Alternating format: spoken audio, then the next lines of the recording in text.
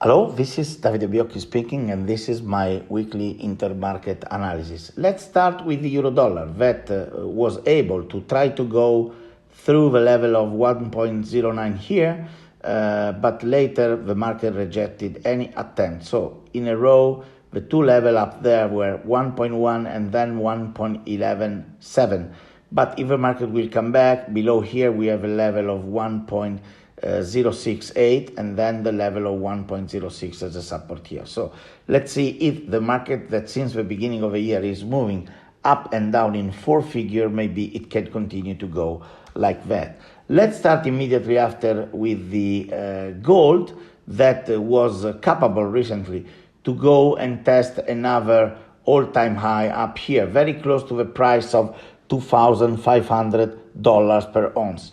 It was really relevant, but later the market came back and right now is in, let's say, the same environment where it was for a long time. So will next level be the possibility to go and retest the upper part of the box, or maybe even the price, the all-time high here that can really become interesting to see maybe a new all-time high, or it will go below the level of, let's say, the area here that is 2,350 around here, and maybe to go and test the, let's say, level that are below the price of 2,300 and exactly 2,280.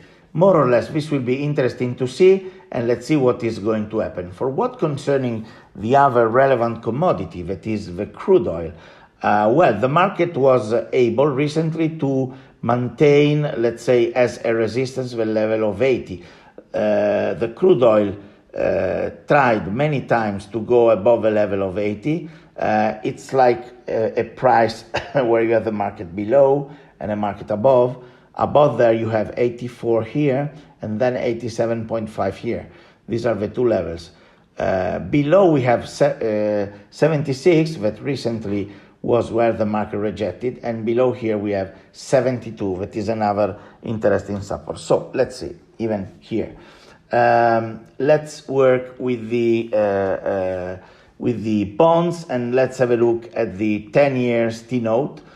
Where we have seen recently the market trying to go through a very strong resistance here and then creating another one here that will be potentially, let's say, will mean the possibility, if the market will go above, to go and test the level up here that in a certain way is very close to 4% yield. So let's see, very interesting the bond market, because if it will continue, let's say, the downtrend on the stocks, probably will be the moment for the bonds to react after a long period.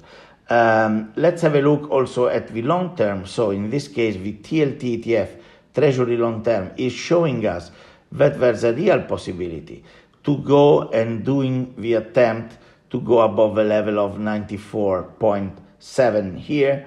That will allow you to go and see maybe in a row prices above here.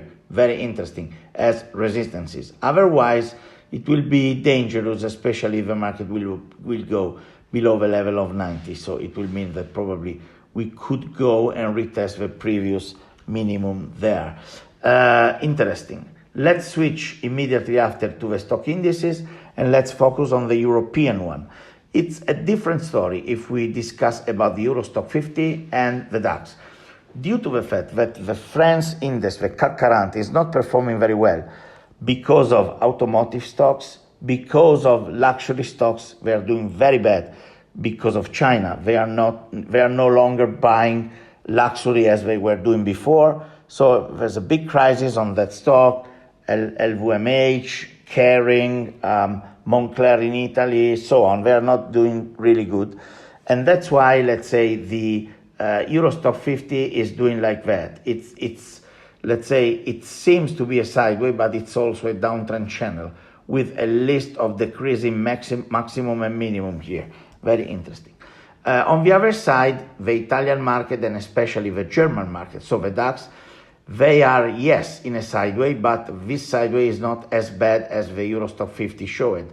because German stocks in general are not doing so bad. So from my perspective, this can be potentially a triangle. Yes, in a certain way, if the market one day will go down, this is something similar to an head and shoulder with a neckline. But if it will not become reality and there will be a breakout here, this will be potentially a very good triangle. So let's see. It's really interesting. Let's see what is going to happen. Finally, let's have a look at what is meant by the S&P 500 that have seen a real terrible downtrend here.